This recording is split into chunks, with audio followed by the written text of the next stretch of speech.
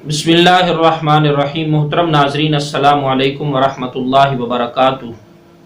آج کی ہماری اس نشست کا سوال یہ ہے کہ نجاست کتنی مقدار اگر انسان کے کپڑوں کے ساتھ لگی ہو تو بامر مجبوری انسان نماز ادا کر سکتا ہے؟ جی تو میرے محترم ناظرین، یاد رہے کہ ابتدائی طور پر نجاست کی دو قسمیں ہیں، ایک ہے نجاست خفیفہ اور ایک ہے نجاست غلیظہ۔ نجاست خفیفہ کہتے ہیں حلال جانوروں کا پیشاب یا حرام پرندوں کی بیٹ وغیرہ۔ تو یہ نجاست اگر انسان کے بدن یا کپڑوں کے ساتھ لگ جائے تو جس عضو پر لگی ہے اگر اس کی مقدار اس کا چوتھائی حصہ یا اس سے کم ہو تو بامر مجبوری اگر کسی نے نماز ادا کر لی تو اس کی نماز ادا ہو جائے گی۔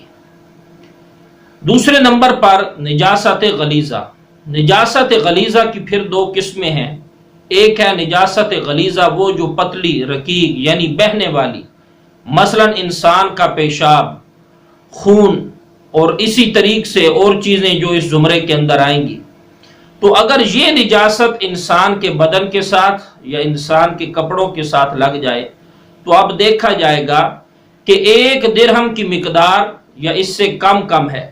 اگر 1 درہم کی مقدار یا اس سے کم ہو تو ایسی صورتحال میں بامر مجبوری اگر کسی نے نماز ادا کر لی تو نماز ادا ہو جائے گی۔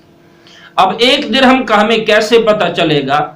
تو حضرات اہل علم نے ایک بڑی یہاں پر دقیق بات کی ہے، وہ یہ کہ انسان اپنے چلو کے اندر پانی لے اور آہستہ سے اپنی ہتھیلی کو کھولے تو ہتھیلی کے درمیان میں جتنا پانی جمع ہوگا وہ درہم کی بقدر سمجھا جائے گا۔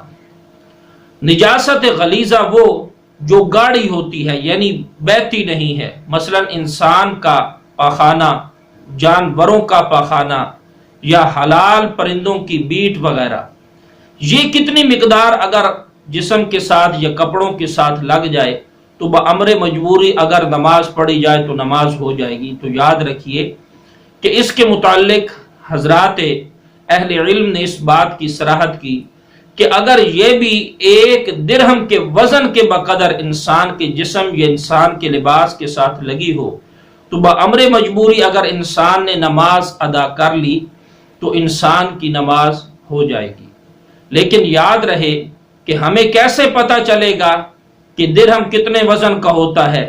تو حضرات اہل علم نے اس بات کی صراحت کی کہ اگر اس کی مقدار 468 گرام کی بنتی ہو یا اس سے کم ہو تو ایسی صورت میں انسان نماز ادا کر سکتا ہے۔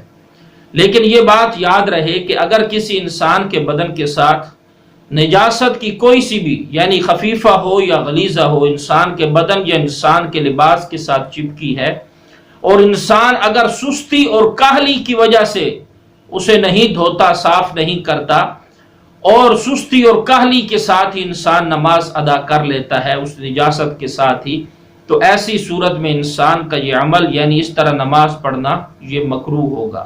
تو میرے محترم ناظرین، یہ میسج اور جو پیغام ابھی آپ نے سماعت کیا ہے اسے آپ زیادہ سے زیادہ آگے شیئر کریں۔ اللہ تعالیٰ آپ سب کا اور ہم سب کا حامی و ناصر ہو۔ وما علینا الا البلاغ۔